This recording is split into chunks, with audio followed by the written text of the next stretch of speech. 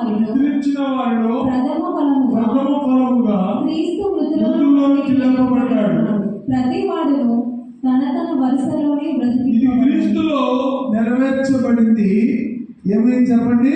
క్రీస్తులో అది నెరవేర్పు నీలో నాలో కొనసాగింపు అనంటే అందరూ కూడా ఏదైతే ప్రథమ ఫలముగా ఒక పన కోసుకొచ్చి స్టార్టింగ్ దేవుడి సన్నిధిలో అల్లాడించాలి అని చెప్పబడింది. ఆ పన దేవుడికి స్తోత్రం. అలాగే యేసు ప్రభువు వారు పస్కా పశువుగా వధించబడి సమాధిలో ఉంచబడి ప్రథమ ఫలముగా దేవుడికి అర్పణముగా ఒకరోజు ఈ మనుషులందరూ ఈ లోకంలో వాళ్ళు నమ్మకన్నట్టు బ్రతుకుతారు.